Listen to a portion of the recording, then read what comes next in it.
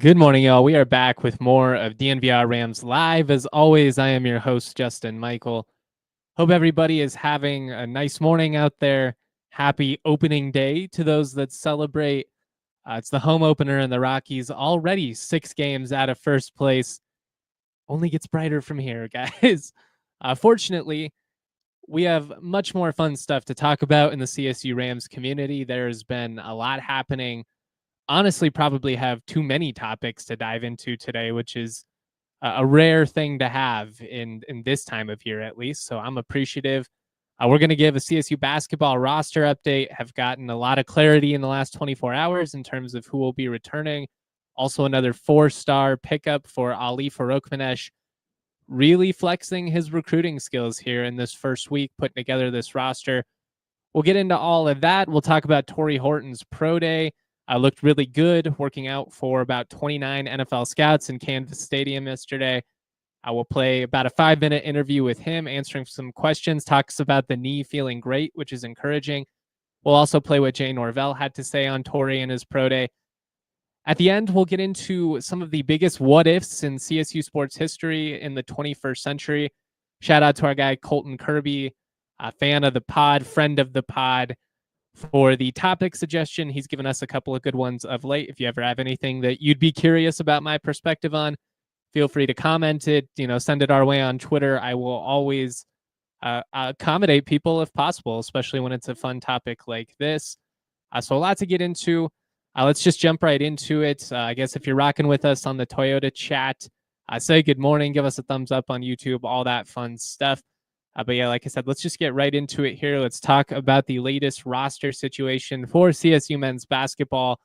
We found out a couple of days ago that Jalen Crocker-Johnson would be officially following Nico Medved to Minnesota. We don't know where Kyan Evans will head next. Technically still a possibility that he could return to CSU. I'll be honest, I wouldn't hold your breath if you're Ram fans, not because he has a bad relationship with Ali or anything like that. It's the contrary, actually.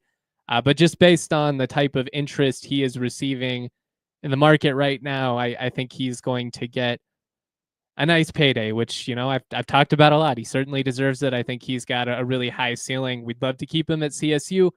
But I think just based on some of the NIL offers that are going around this year in the basketball world, it's going to be pretty hard to compete. And honestly, I think even Minnesota could have a hard time matching the type of interest that he's going to be able to get.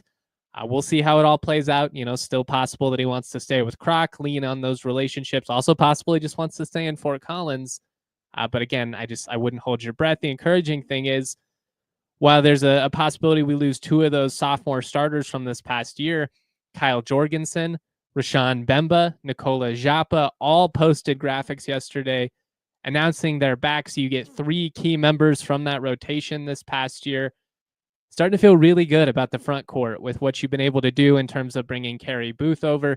Now you have Jorgensen, who flashed as a freshman. Bemba, been a key player the last 2 years. We've talked at length about how much more successful CSU is as a program when Bemba's able to give you, about 20 minutes. It's just changed everything for this team these last couple of years. And then Japa, who earned his role in the rotation as the season progressed, but really I thought played some pretty big minutes at times in the Mountain West tournament and the NCAA tournament as well.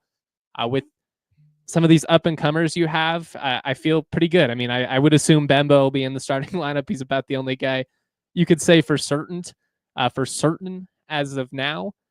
But really encouraging that those 3 guys are back, along with John Mekinen, Darnez Slater, and Charlie Dorge. So you hang on to some freshmen that you're excited about as well.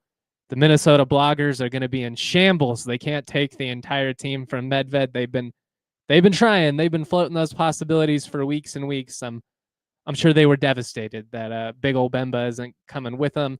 I'm really excited about that. I think that's a pretty significant keep for the Rams on this roster. I just think, keeping some of these underclassmen is massive for continuity. Obviously, you would have loved to hang on to everybody like the old days. Then you would have really been feeling good going into next year.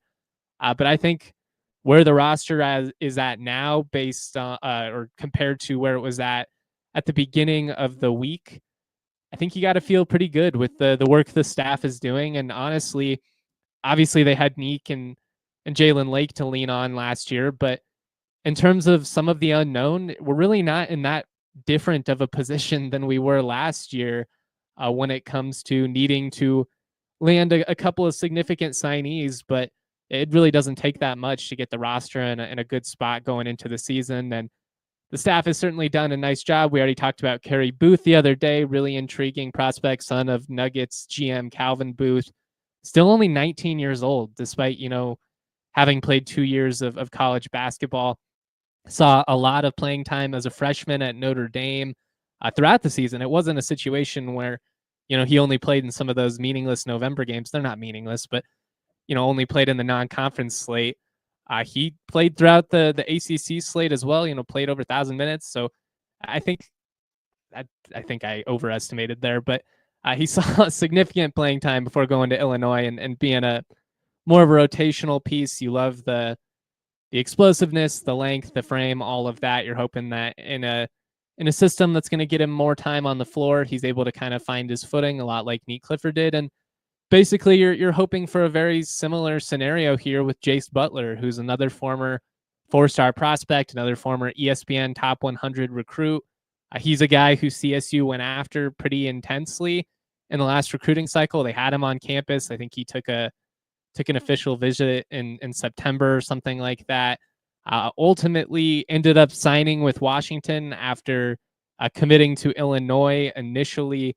Kind of funny how that's worked out, that there was possibility that Kerry Booth and Butler both ended up at Illinois last year. Booth did. Butler ended up at Washington, but now they're both going to end up at CSU just a year later, which kind of shows you the types of waters that the Rams are swimming in at the moment. And we've talked a lot about the success of the program and how it's kind of elevated the Rams in terms of the profile of athlete that they've been able to land. They had been in the mix with these guys, really going back to like 2021, 2022. Obviously, the success they had with David Roddy and Stevens laid a really solid foundation, but they were still kind of missing out on a lot of these types of guys. Now we're starting to see them really take CSU seriously. And, obviously going to back-to-back NCAA tournaments is a great way to raise the profile of your program. And now we're hoping that, by being opened up to, a different caliber of prospect, athlete, however you want to phrase it, maybe we see CSU take things to the next level. Like as skilled as some of the mid-major teams can be, I still think the ones that are the most dangerous in the tournament, that are, most capable of going on a deep run, have to have a class of athlete, kind of like San Diego State, that's at least going to be somewhat comparable to, what you're facing from these Power 4 programs. And when you're bringing in guys with this type of length, with this type of profile, you're giving yourself an opportunity. Like, you've got to take as many swings at the plate as you can. Obviously, you're not going to bat 100 here. Not every single high major transfer that you bring into the program that was, highly touted as a high school prospect is ultimately going to come and prove themselves in the way that Clifford has, and probably play their way into being a top 20 pick. I think that's a little bit rich if that's what we're going to expect every single time. But I mean, if you can even land one quality starter per year this way, some years maybe it's more like 2 and then like a guy off the bench. I mean, I just think this is a very repeatable recruiting process that CSU can lean on in this modern era. Be in a place where guys who go to bigger schools and don't necessarily find a rhythm can, be a safe landing spot for them. And I just really like what he's done here in the first week. Looking at what Jase Butler has done, obviously the stats aren't crazy or anything like that. 8 of 28 from 3-point his freshman year, 10 of 40 from the field. It's only 25%. That's nothing to brag home about. I also think the raw stats don't necessarily tell the whole picture there. It's really challenging to get in a rhythm offensively when you're a rotational player, but your minutes are not guaranteed, when your appearances are sporadic, and you just don't really know what to expect from a night to night basis, especially as a true freshman who's, let's be real, very likely used to being the star of the show, used to having the ball in his hands, getting all kinds of opportunities to score, to get it going. When you go from that to being somebody who's playing very sparingly, especially over the last couple months of the season, when you're already in kind of an offensive slump, it's pretty hard to play your way out of that. And I just feel like in a better system that is going to get him a lot of open looks, whether he plays the one or the two, I think he has the possibility of doing either, depending on what CSU does here over the next couple of weeks from a roster addition standpoint. Obviously, I'd love to see Cayenne come back. If him and Butler were in the backcourt together, that would feel really, really lethal. To be honest, when I watch him, and I take all AAU highlights with a grain of salt just because you don't really know the level of competition always. Nobody ever plays defense. But when I watch him, what intrigues me is you see he has the ability to be a 3-level scorer. He's a left-handed guard who can, create his own shot. He's got a nice handle. He can create space for himself, put up looks. He loves to stretch the floor. Most of his production as a freshman came from beyond the arc, and that's certainly, assuming you do lose Cayenne, something you're going to need a lot of. Clifford, Lake, Evans, that was a lot of CSU's 3-point production from this past season. So you've got a pretty big hole there that you've got to be able to fill. I think he's somebody that can make a difference for you there. What I would like to see, though, is I'd really like to see him with more of a traditional point guard, because I think if you put him essentially in that Jalen Lake role, just kind of a 2 guard, where he gets an opportunity to catch and shoot and rhythm all the time, I think we could see his 3-point percentages really skyrocket, because he's got a nice looking jump shot. His release is smooth. There's no issue there. When you look at his high school stuff, it was all fine. I just never really found a rhythm on a Washington team that struggled quite a bit. Like, there were some moments where he flashed early, had 9 on the road against Nevada and Reno. So, I mean, it's not as if he didn't have any moments. He just never really got an opportunity to play his way out of the cold slump he was in down the stretch. Washington, unsurprisingly, after the struggles that they had in the early portion of the season, really leaned on some of their veterans there in the conference slate, and it's a really tough conference slate in the Big Ten. But I feel like a lot like Nate Clifford, and again, I'm going to be somewhat hesitant to keep going back to this comparison, because I just think it can set up unrealistic expectations if we think every single high major transfer that comes over is going to be able to replicate the path that Clifford has been on and have the same type of success. But even if it's remotely in the same category, I think that would be a big win for CSU. There's a reason these guys are 4-star prospects. They've got incredibly intriguing athletic profiles, good length.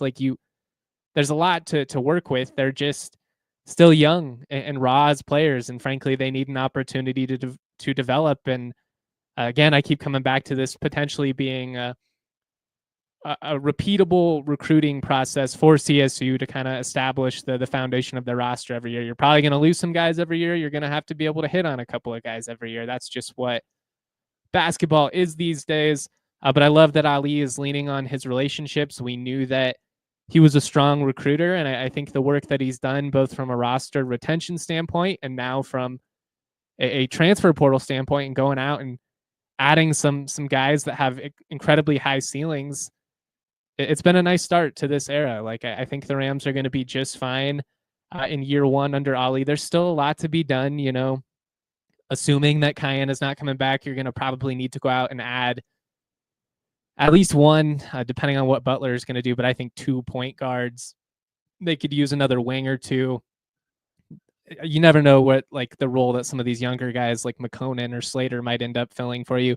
Maybe you have those guys on the roster in the first place, but you're going to need to go out and make a couple of more key additions. But I think they're in a good spot, and I'm looking forward to talking to Ali about it. I think we're going to have him on the podcast next week. I'll post more when I have information on all that, working with CSU, which I really appreciate them making that happen.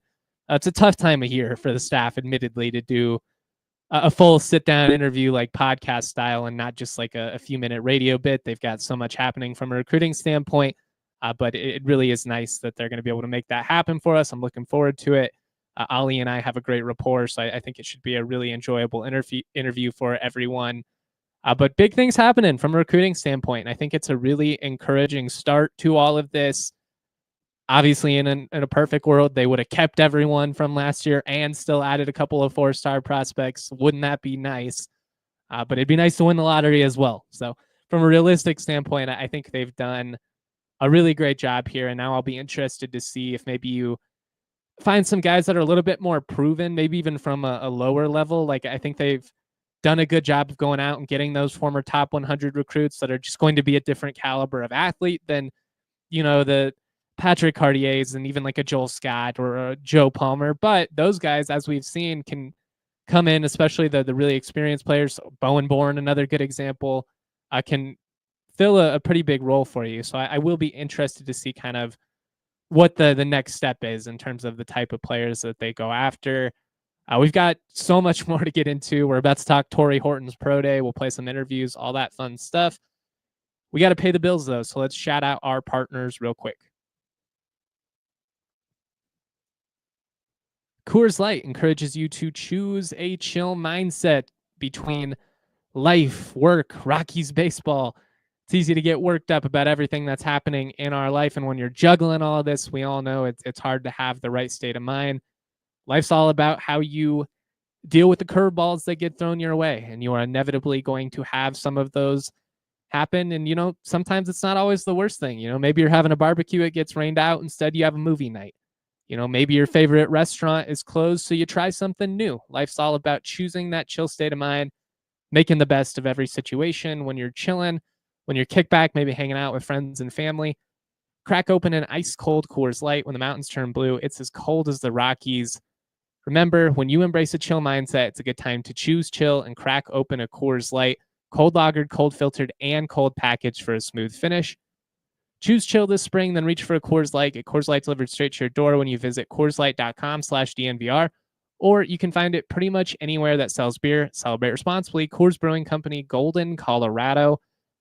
We also got to talk to you about Empire Today. Only the best of the best here at DNVR. We try to have partners that we would use ourselves, and Empire Today, the jingle. They're a classic, and they've been able to establish this great reputation because of their work ethic, because of the product that they carry. They're not trying to overwhelm you with a million different choices and a bunch of cheap crap that they wouldn't put in their own home. Frankly, if somebody is offering you the lowest possible cost in terms of flooring, you should be a little bit skeptical, just because it might not hold up. It might not be something you actually want in your home. You want to find a great value, of course, but you also want to make sure that what you're putting in your floor is what floor you're putting in your home is the highest of quality. Again, their philosophy not to overwhelm you with 8 million choices, but just to give you the ones that are actually going to work for you. Check out the virtual floor designer. It's a great way to see how any flooring is going to look in a room. Maybe you're thinking about replacing the carpet in your bedroom. Maybe you want new flooring in the living room, something like that. Check out that virtual floor designer and schedule a free in-home estimate today. All listeners can get a $350 discount when they use the promo code DNVR. Restrictions to apply. See EmpireToday.com/DNVR for details. Getting all kinds of tongue-tied this morning. I must just be excited about all the stuff we have to talk about. Shout out Trey McBride, by the way, 4-year extension with the Cardinals, upwards of $78 million after his 111 catch season. The highest paid tight end in NFL history. One of the best dudes I've ever been around, just in terms of the guy that he is off of the field. He also just so happens to be the best tight end in the world, which is pretty dang cool. And I'm certainly fortunate to have had a chance to cover him at CSU up and close. He was a DNVR athlete. We signed Trey McBride, I believe, to the first ever media-related student athlete NIL deal in the state of Colorado. So that was really gratifying. I still wear my Trey McBride shirt all the time. He's a guy that I'll be long rooting for, and I know that's the case with Ram Nation. Just a great family, great guy. Love to see somebody that stayed loyal to CSU get paid in a major way. And, it again is that argument that while maybe there's a greater payday for you on the table, right now. Is it the best long-term fit? These are the things you've got to balance, but I understand it's a tough combo. Eric in the Toyota chat wants to know whose jersey am I rocking. I got the Tulo jersey on, going old school. It's been a while since I was truly emotionally invested in the Rockies. The Arenado trade certainly took me out of it, but that's okay. It's opening day. The Magic's still alive on opening day, even when you're 6 games out of first place. Getting back on track, let's talk Pro Day. And Henry in the Toyota chat commented this a while ago. I appreciate you being patient. Says, yo, is sending this many scouts pretty common for a projected late round pick? That's a good question, Henry. First off, I don't think Tory Horton's a projected late round pick. If you look at a lot of the recent updates, there are people catching on that Tory Horton is the real deal. And the most important thing is that he's proven that he's healthy. You know, he's been cleared recently. He looked great when he ran at the combine, which is something I commend him for. Running a 4.41 when he wasn't even technically all the way cleared at that point was pretty dang impressive. Yesterday, he had a 10-foot 6-inch broad jump, came in at 6'2", 196 pounds, which is, you know, about 10, 15 pounds heavier than he ever was at CSU, which you hope can kind of help him from a durability standpoint. And I mean, the fact that he's still running like that at that type of size shows you just how athletic he really is. You know, when people weren't sure what type of impact he'd be able to make in a year one, I do think he slipped. I think a lot of draft boards had him fall, you know, after pretty much unanimously coming into the year as a top 10, top 5 wide receiver prospect. But I think based on what he has done at the combine, between what he showed at his pro day and how he is going to do in the interviews, he's going to absolutely kill it in the interviews. A lot like what we said with Trey McBride. Tory is just an incredible dude who comes from a really great family. He's humble and he's a football player. You know, he's not one of these prima donnas that you see coming out in the draft that wants to do everything on their own terms and isn't willing to work out and isn't willing to run. And Tory's time and time again proven the type of guy he is. We've got him running here. If you're watching on YouTube, running some routes, great to see him moving well, cutting well. Jackson Brousseau was throwing to him, which I'm not sure why it wasn't Braden. Probably just had class or something like that. I don't think it's anything you need to read into much deeper than that. But I was great to see so many scouts there checking him out. And I thought one of the things that was kind of perfect when it comes to Tory Horton was, you know, it was nice weather at the beginning. He's running routes, doing his thing.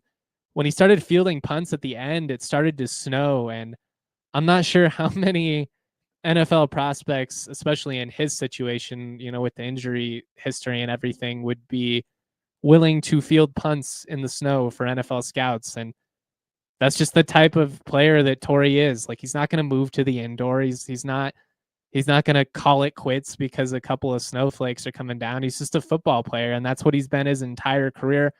The kind of guy that you can line up as your true number one wide receiver out wide, but is also fearless and is going to return kicks for you and would be a gunner and would do anything that you needed him to do.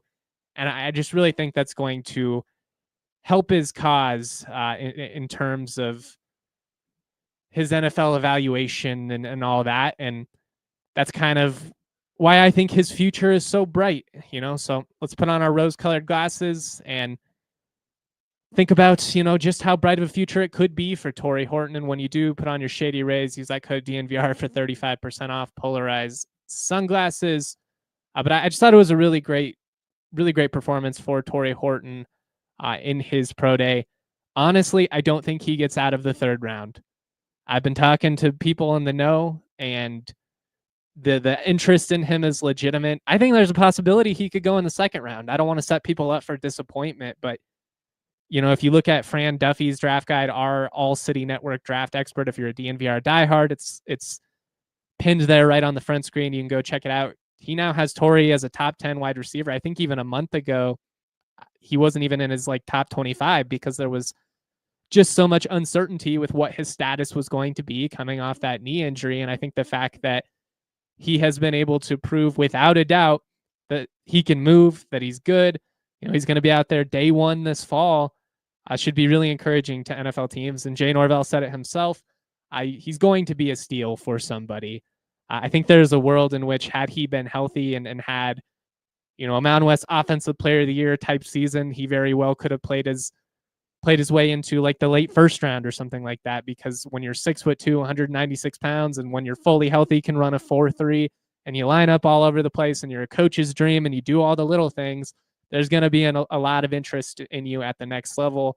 On my younger years, maybe got a little too blinded by, Grayson and Capri, guys I was really rooting for. Rashard Higgins, till the day I die, I will pound the table arguing that had he been in a less turbulent situation with a better run franchise, could have had a much more statistically productive NFL career. But I think Tory has a really good opportunity to be as good, if not better, than all those guys. Higgins, Gallup. I mean, he can be a legitimate top 2 wide receiver, on an NFL team, and that versatility is going to go a long way. We're going to play an interview here with Tory Horton from his pro day, answering questions from the media, talking about how he feels, being back at Canvas Stadium, all of that fun stuff. But we're going to play that, and then we'll also play Jay Norvell talking about him as well. We'll get into the 2026 commitments, the biggest what-ifs of the 21st century for CSU sports. Still a ton to dive into, so stay rocking with us. But here's that Tory Horton interview. Man, I feel like it went great. Felt good to be back in,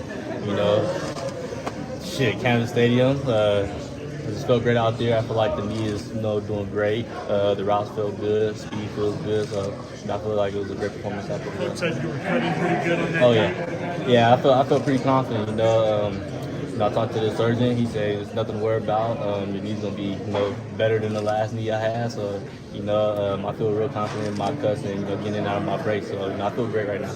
A lot of people in your position probably wouldn't have ran at the combine. Just what went through that call? It was a last minute decision. I got cleared to start running probably about like 2.5, 3 weeks before the combine. Worked my tail off, and I hit some good numbers during the mock runs, and my agent and the trainer was like, if you feel great or you feel good, go out and get it. And nobody expected me to run. I got to Indy and I was like, I'm gonna go get it, and it was a shocker to pretty much everybody. But I felt good about my times. I knew I had more in me. I knew I could have done way better. But I just my competitive mindset to go out there and compete. And I couldn't do everything, but I wanted to do at least something.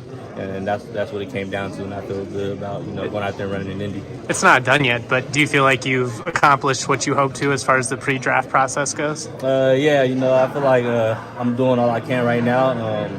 I know I could do more. I feel great in the spot I'm in, health-wise, physically and mentally. I feel great. No worries about the knee at all, and I could just only pray and just keep going up. Why should an NFL team draft Tory Horton? I'm a competitor, versatile receiver. With my kind of length, I can go in and out. So, I feel like I just got a variety of things I could accomplish at the next level.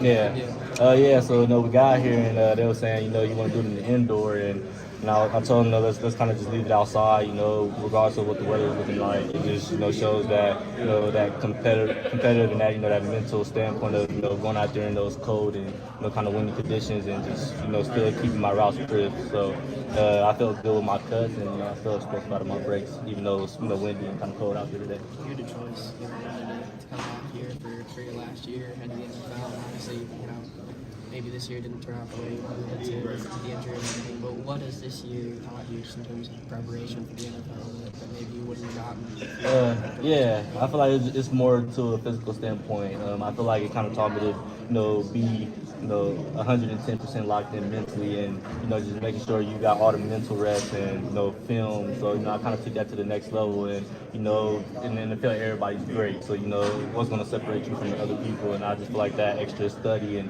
that extra film watching and just dissecting plays, I feel like that kind of helped me when I had my injury, because I couldn't go out there. I had to stay in bed. So I had to make the most out of my abilities at that point. I felt like I opened up and kind of showed me how to be a better teammate off the field, and not just leading by example, but also communicating them, just hitting them up out of the blue, just asking how they feeling, everything going great. So I feel like it taught me a lot.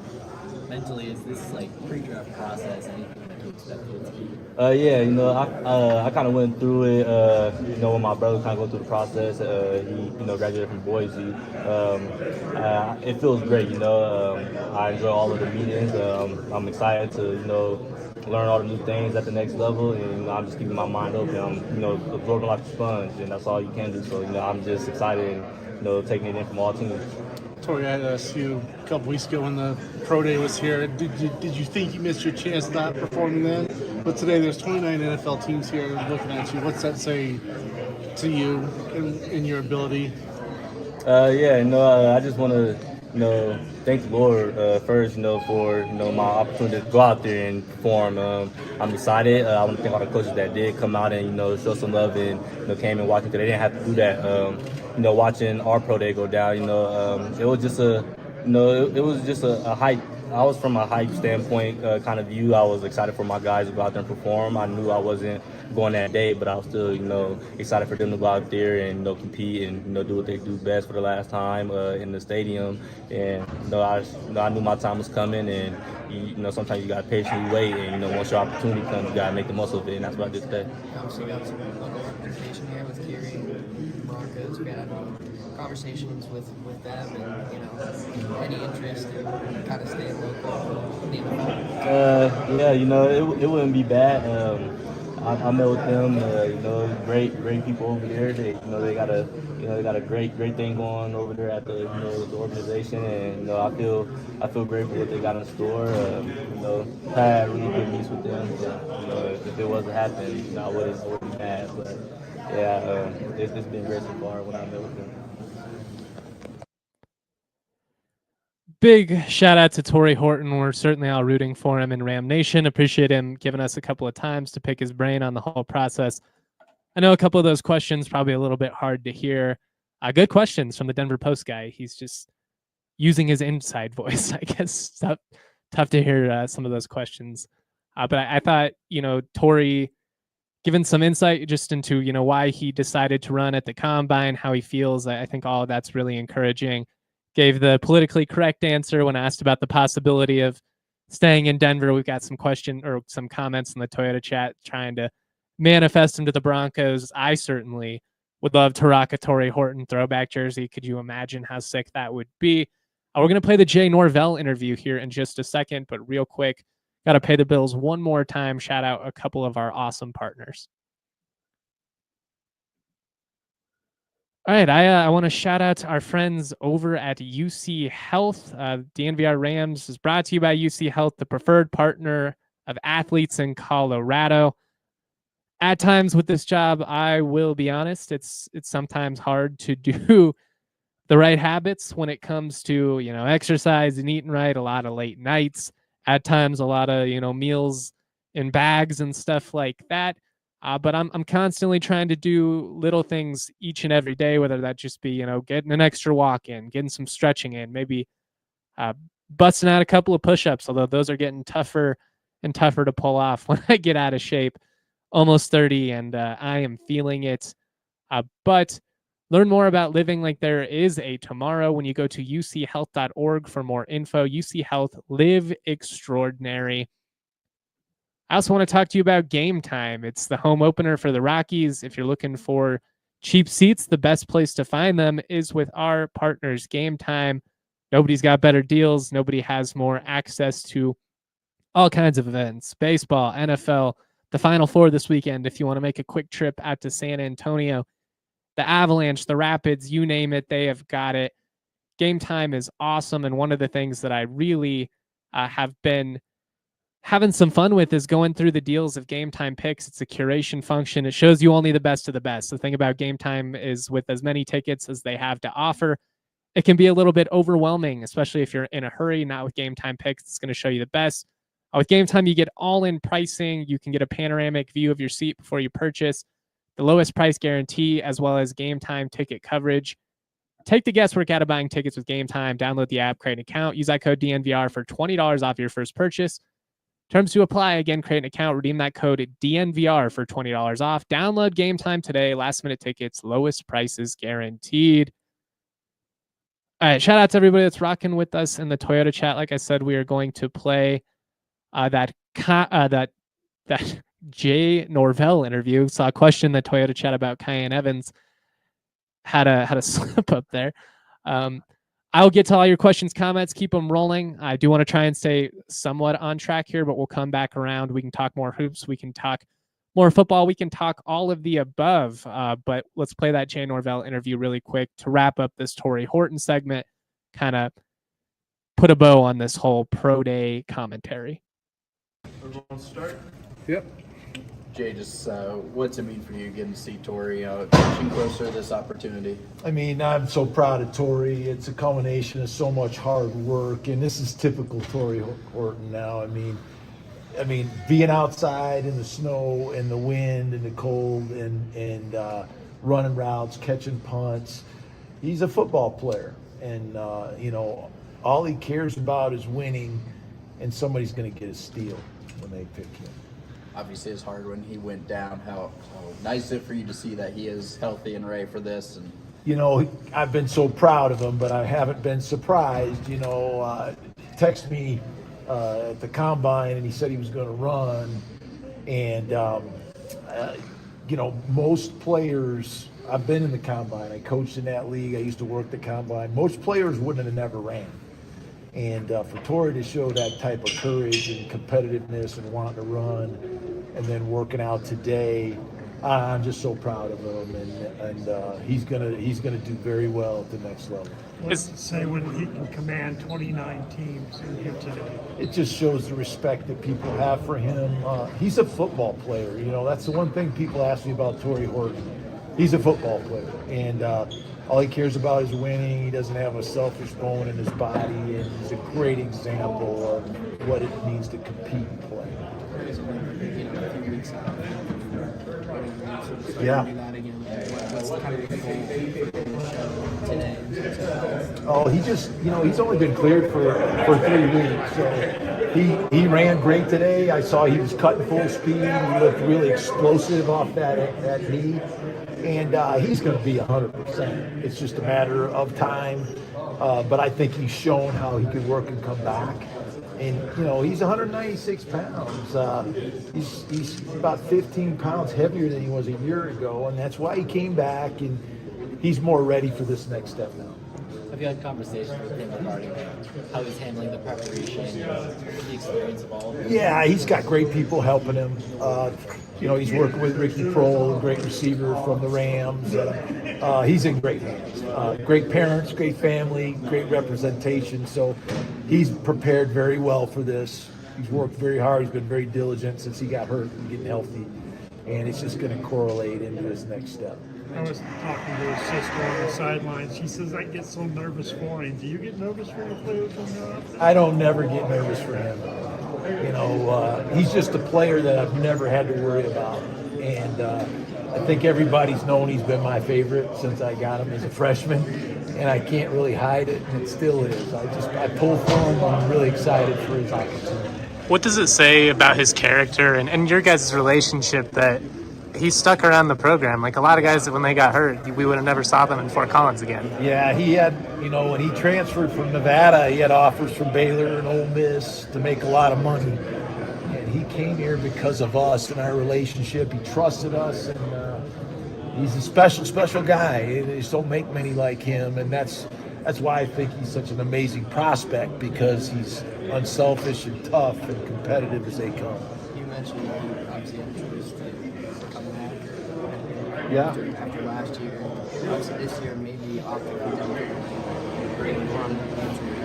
That being said, going through this whole process that we had, do you think it's kind of taught him something? What do you think the value of this year has been? No, I think it's just exposed the character and the toughness that he has as a competitor.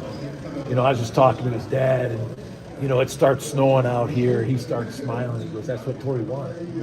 He wanted to be out here in the snow, running, proving to everybody that he can perform in any element." And that's just the kind of player he is. He never was concerned about weather or his physical status. He was always going to fight you and do what he could to help the team win, and that's what makes him special. All right, like I said, big shout out to Tory Horton. Appreciate Jay Norvell as well for giving us a couple of minutes there, giving some perspective on Tory Horton's journey, their relationship. I really do think that it's a shame how this past season played out on multiple levels. I just felt like Tory coming back deserved to get rewarded individually, deserved to break some of those Mountain West receiving records that he was so close to topping.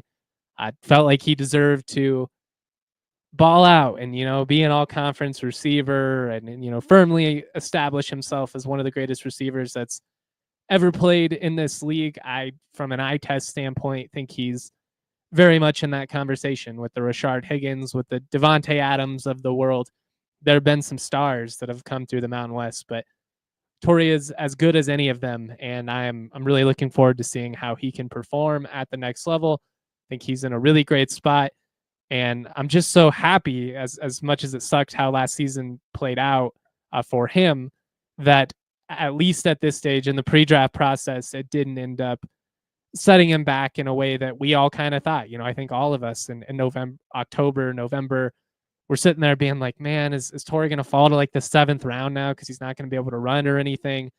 And the fact that he's in this position, it speaks to his work ethic. I mean, you can rehab a major knee injury like that and be in this position if you're not doing everything right every single day.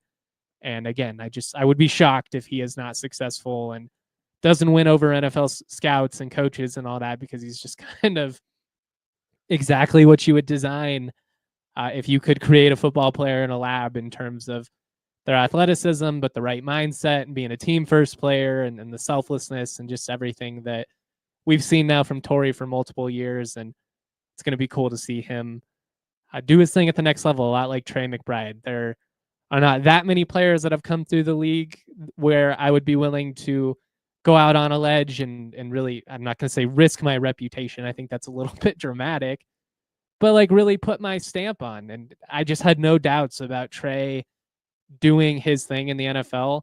And I feel very similarly with Tory. Different position, obviously. You are dependent on your QB as well, but he's going to kill it. And I would love to see him in a Sean Payton offense. Our friend Dolph in the Toyota chat says a healthy Tory last season probably adds 2 more wins on the season, maybe 3. He's a game changer. He's a total stud. Wishing that young man well.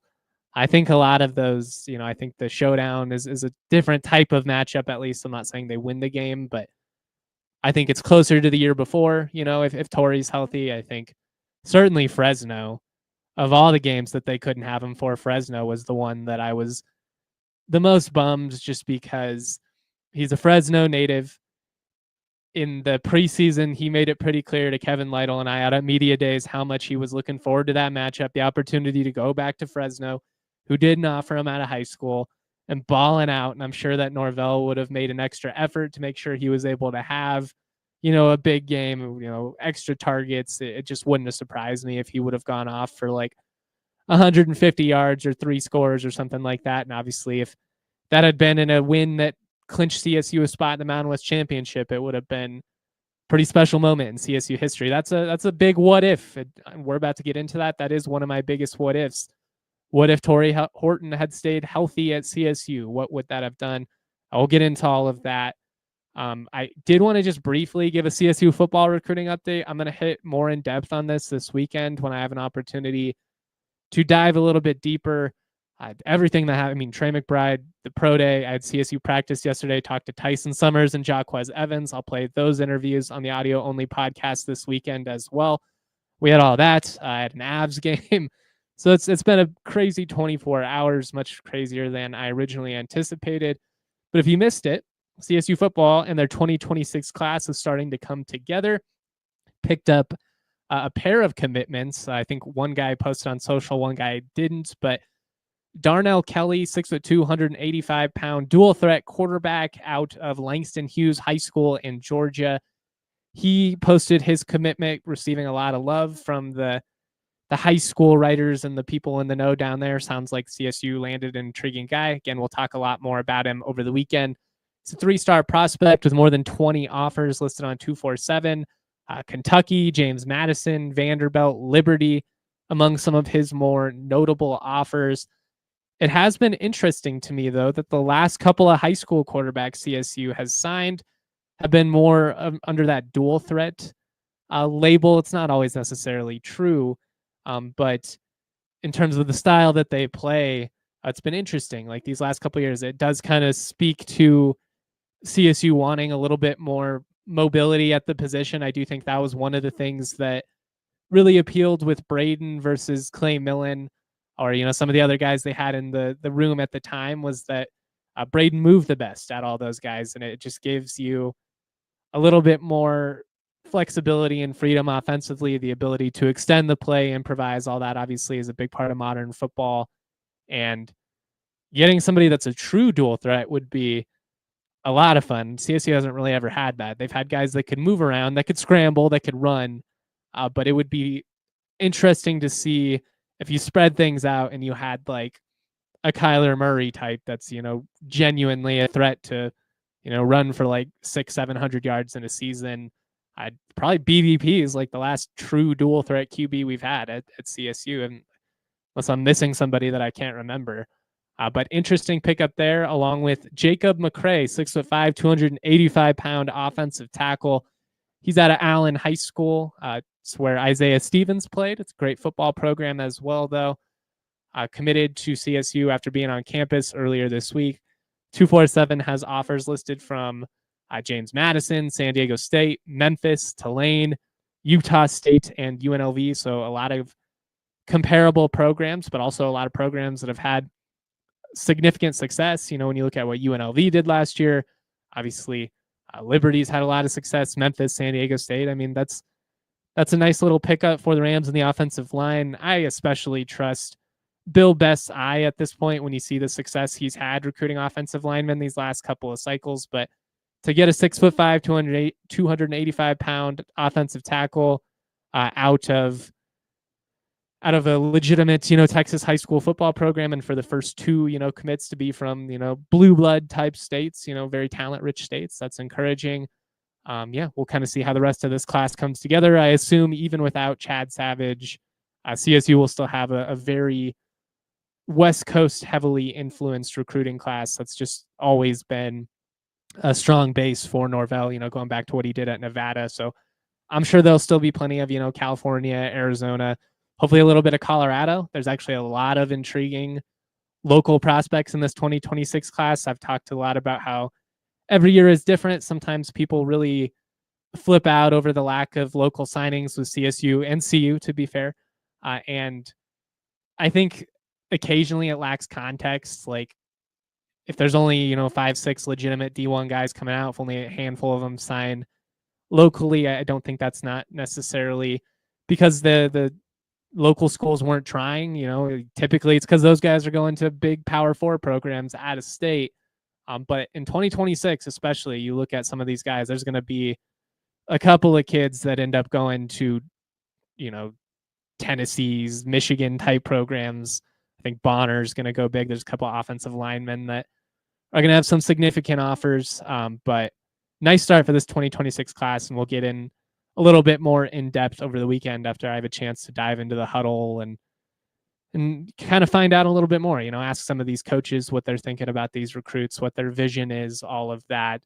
Sometimes they're listed at one position, they're being recruited to play something completely different. I don't think that's the case with either Darnell Kelly here, quarterback, or Jacob McCray. Although I guess supposedly McCray could be a guard, technically, tackle at the high school level. So when we get more information there, we will dive more into it. Certainly going to have plenty of recruiting talk to get into with CSU football over the next couple of months here. Kevin Young in the Toyota chat says, is Curry a true dual threat? I don't know. It reminds me a little bit of the Justice McCoy situation, who was booked as a dual threat. And based on what I see, more of a pocket passer, based on what he's shown in practice. I think he can run around and extend the play a little bit for you. I think he has that ability to be a scrambler, but so does Braden. I don't know if I would label him as a true dual threat based on what I've seen. Maybe we'll be wrong. It's obviously a small sample size. It's not like he's out there in full contact situations running with the ones very much, but I do think we will get a chance on Saturday when the team will be scrimmaging to maybe get a little bit better look at him. We've seen Brousseau a little bit over the years, not a ton, but usually these scrimmage scenarios are an opportunity where we have a chance to get a little bit more of an idea of what some of these quarterbacks are going to look like stylistically. Brousseau definitely more of just a traditional pocket passer, probably offers less mobility than Curry or BFN, bigger frame though. But yeah, that's kind of where we're at with all those quarterbacks. We had another comment here that I'd start in the Toyota chat. Josh said, Justin, do you see a world where Cayenne returns after testing the portal? I know it's unlikely and he probably gets some pretty crazy offers, but would it be possible? It's possible. I think part of the reason he's still listed on the roster, even though you would assume that he's gone, is you keep that possibility on the table. You don't burn any bridges. You keep the relationship intact as long as you possibly can until it's official, 100% he's not coming back. You try and keep that as a possibility. I've said multiple times that I think he can get $1 million if he goes for it. From what I've heard now, I think it's escalated even from there. That might be the floor of the type of NIL offers he's going to have here. He's a sharpshooter, and those are highly valued in the portal. Before we wrap up here, and if you want to keep the questions, comments rolling, I'll get to as many of them as I can. But again, I wanted to shout out Colton Kirby for this fun topic. Just what are the biggest what ifs of the 21st century? This might be a topic that I revisit actually down the line, just given that we don't have a ton of time left in this show, and I probably could have made this its own, primary show topic. But I just thought it'd be kind of fun to go through some of the biggest what ifs from a CSU sports standpoint. Classic off-season topic, to be honest. But Colton phrased this to me, with a couple of guys like Marvin Kinsey, Colin Hill, and those are a good way to do it. I have Colin Hill on my list.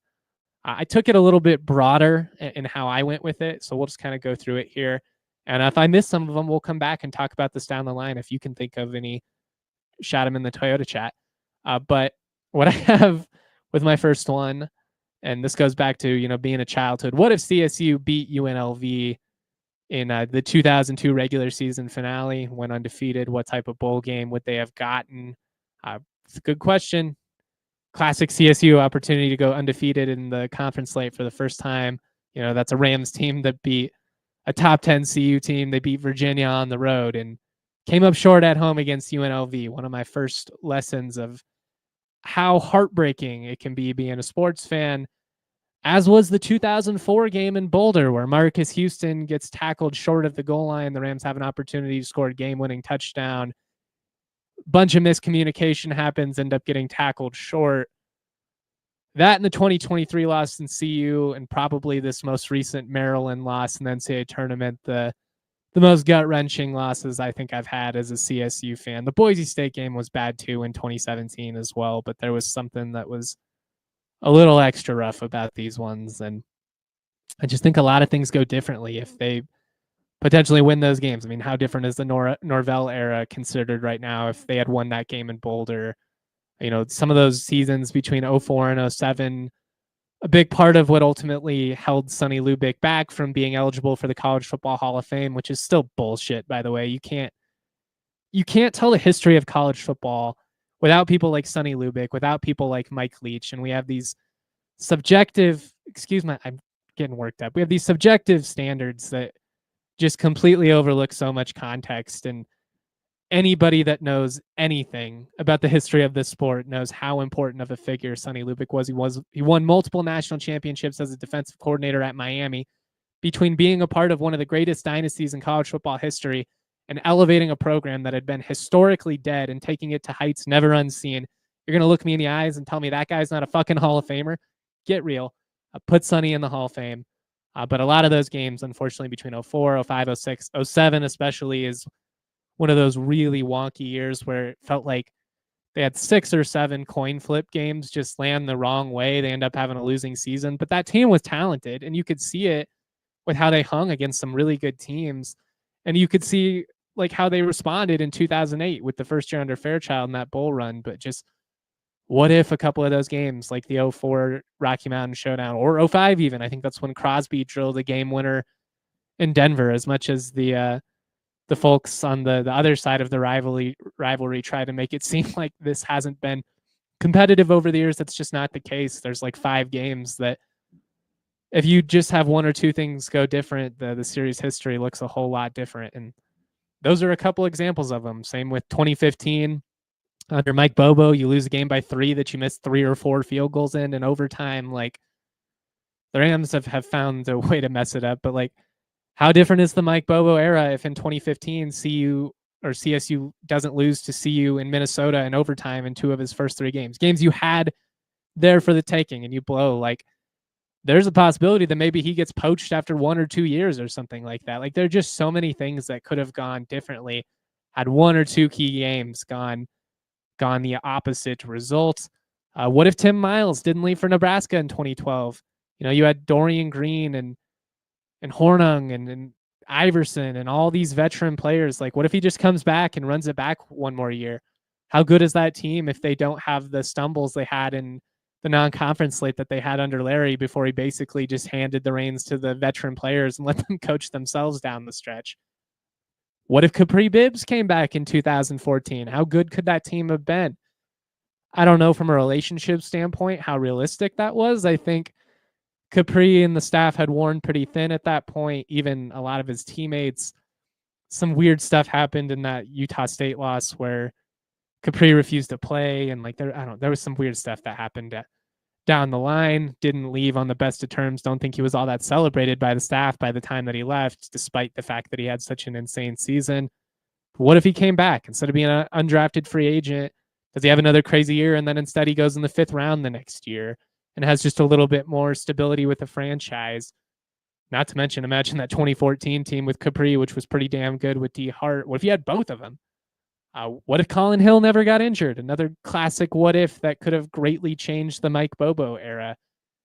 I still think from a physical standpoint, Colin is the most impressive quarterback I've seen in person, ripping the ball downfield. Like, Grayson mastered that offense. His execution of that pro-style offense under McElwain was next level. But Colin Hill, just in terms of being that big and strong and physically gifted, like, there's a reason that Bobo was obsessed with this kid for years and years and got so many opportunities even after he couldn't really move anymore. What if Becky Hammon had taken the job after Larry Eustachy? It obviously worked out really great with Nico Medved. This isn't a sad what if, but since we're doing the hypothetical here, she got offered the gig. What would have happened if Becky Hammon and all her stardom returned to Fort Collins? What would that do for the program from a perception standpoint, from a coverage standpoint? I don't think that would have been very good for me, to be honest. There would have been so many national dudes here all the time. It would have been good for CSU as a school, probably. I'm not even sure the Rams would have known how, or the athletic department would have known how to handle that type of attention back in those days. But what if she came? Like, what type of players would she have been able to land from a recruiting standpoint? Like, it's a fun what if. And then what if CSU had never hired Steve Adazio? That's a pretty simple one. I'd imagine we wouldn't be seemingly still trying to dig out of a hole.